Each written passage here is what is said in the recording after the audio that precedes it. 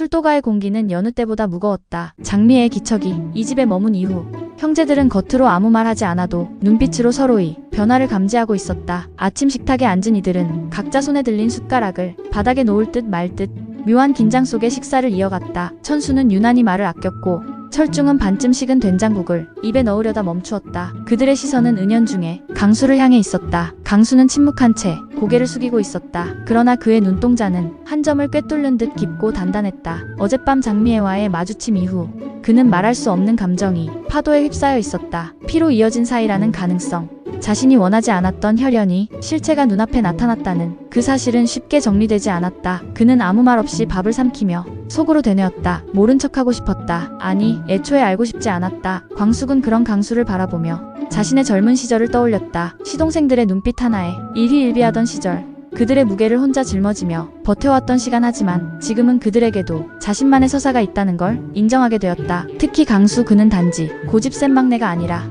버려졌다는 상처를 조용히 끌어안고 살아온 아이였다. 그날 오후 광숙은 동석과 함께 오랜만에 시장에 나섰다. 병원에서의 일이 있은 후 처음으로 두 사람은 나란히 걷고 있었다. 말은 없었지만 발걸음은 자연스러웠고 눈빛엔 조심스러운 다정함이 묻어났다. 동석은 광숙에게 생선가게 앞에서 작게 물었다. 도미 좋아하세요? 그녀는 웃으며 고개를 끄덕였다. 예전엔 잘 안 먹었는데 요즘은 이상하게 자꾸 생각나요. 그 한마디에 두 사람 사이에 짧은 웃음이 흘렀다. 이 평범한 대화조차 그들에겐 낯설 만큼 소중한 순간이었다. 저녁 무렵 술도가 앞으로 낯선 택배 상자가 도착했다. 송장엔 발신인이 없었고 내용물은 오래된 흑백 사진 한 장. 사진 속엔 젊은 시절의 오장수와 한 여자, 그리고 어린아이 하나가 서 있었다.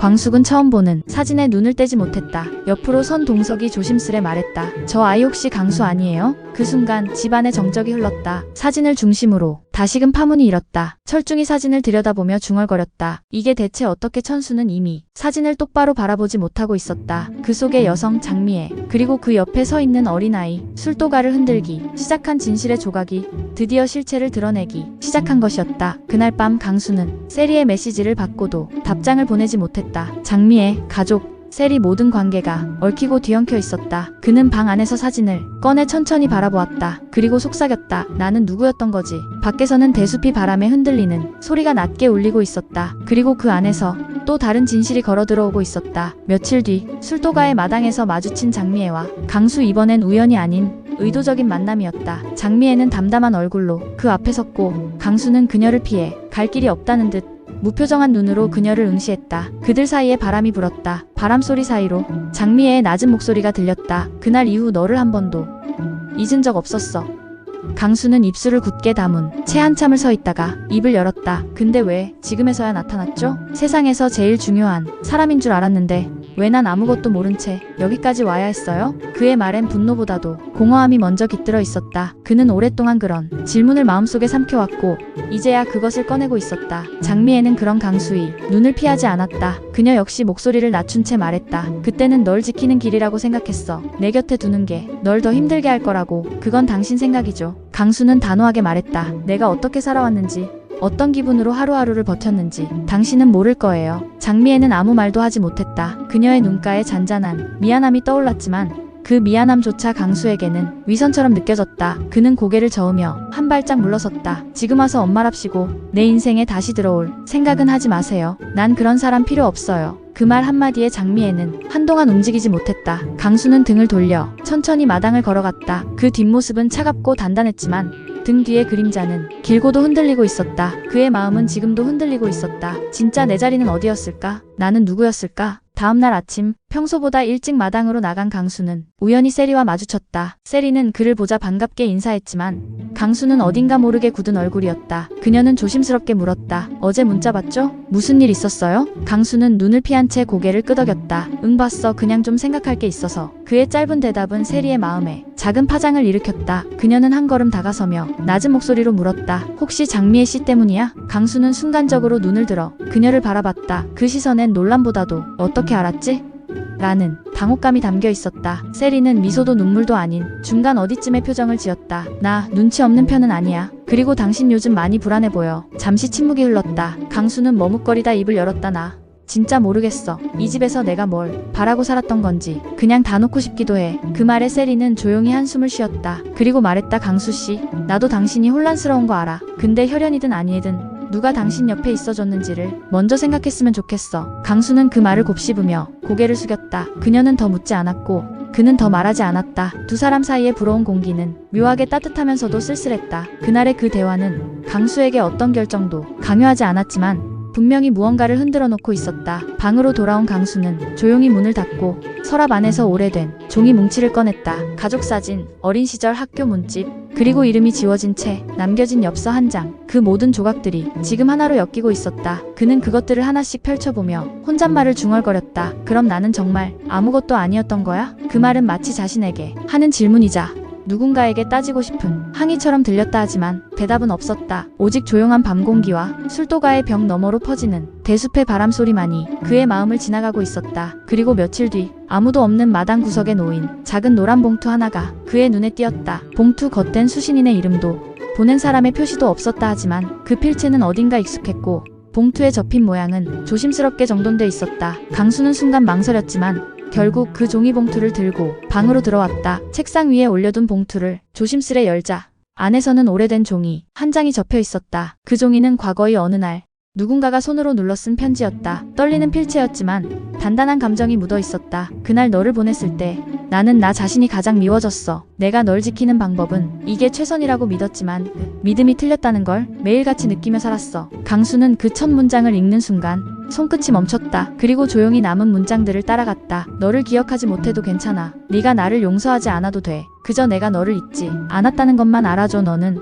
언제나 내 전부였어. 편지 끝엔 서명이 없었다 하지만 그 문장은 강수의 마음속 깊은 곳 어딘가를 건드렸다. 강수는 조용히 종이를 접어 다시 봉투에 넣었다. 그리고 처음보다 훨씬 천천히 두 손으로 그것을 꼭 쥐었다. 그날 밤 강수는 아무에게도 말하지 않았지만 처음으로 장미애를 그 사람이 아닌 엄마였을지도 모르는 사람으로 떠올렸다. 다음날 아침 마루에 앉아 멍하니 차를 마시던 강수는 그 편지 내용을 계속 곱씹고 있었다. 문장은 짧았지만 그 안에는 쉽게 외면할 수 없는 무게가 있었다. 마음 어딘가에서 묵직하게 눌러오던 감정들이 서서히 녹아드는 느낌. 그는 여전히 혼란스러웠지만 어제까지의 자신과는 어딘가 조금 달라져 있었다. 그때 마침 장미애가 조심스레 마당을 가로질러 지나가고 있었다. 예전 같았으면 강수는 고개를 돌렸겠지만 이번엔 시선을 피하지 않았다. 두 사람의 눈빛이 짧게 마주쳤다. 아무 말도 없었지만 장미애는 그 시선에서 무언가를 읽은 듯 작게 고개를 숙이고 조용히 지나갔다. 강수는 마시던 차를 내려놓고 조용히 중얼거렸다. 나는 아직 용서한 건 아니야. 그런데 완전히 모른 척할 수도 없게 됐어. 그 말은 누구를 향한 것도 누가 들으라는 것도 아니었지만 분명 그의 마음에 또 하나의 균열이 생긴 순간이었다. 그날 저녁 식사 시간이 가까워질 무렵 광숙이 식탁 위에 반찬 그릇을 놓고 있을 때였다. 강수는 평소보다 일찍 거실로 나와 아무 말 없이 자리에 앉았다. 마치 늘 그래왔다는 듯한 자연스러운 동작이었지만 가족들에겐 분명 낯선 장면이었다. 철중은 숟가락을 들다 말고 잠시 눈길을 주었고 천수는 무언가를 말하려다 말고 입을 다물었다. 오랜만에 다 같이 앉았네.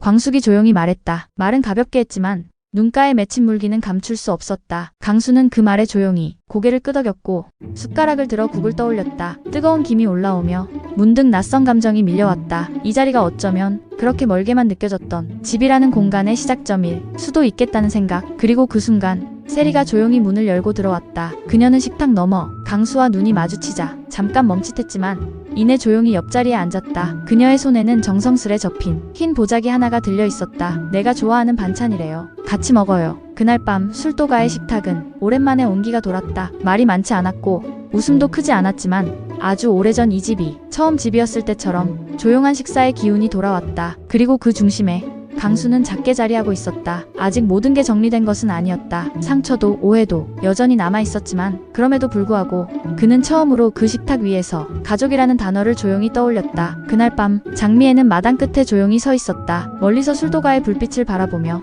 한 손에 들린 작은 보자기를 조심스럽게 쥐고 있었다. 아무도 모르게 떠나려는 뜻한 기척이었지만 그녀의 눈빛에는 갈등과 망설임이 엇갈려 있었다. 잠시 후 그녀는 조용히 안채 현관 앞에 다가가 조그만 봉투 하나를 문틈에 밀어 넣었다. 그것은 편지도 선물도 아닌 오직 마음 하나를 담은 마지막 인사 같았다. 그리고 그녀는 뒤돌아섰다 말없이. 그리고 천천히 그녀가 보이지 않는 어둠 속으로 사라질 무렵 마루에 앉아있던 광숙이 조용히 그 장면을 바라보고 있었다. 아무 말도 하지 않았지만 그녀는 모든 것을 알고 있었다. 가끔 떠나는 사람보다 보내는 사람이 더 많은 것을 감당한다는 걸 그녀는 오래전부터 알고 있었다. 그날 밤 술도가는 조용했고 대숲 바람 소리만이 길게 이어지고 있었다. 그리고 그 바람은 누군가의 뒷모습을 오래도록 붙들고 있었다.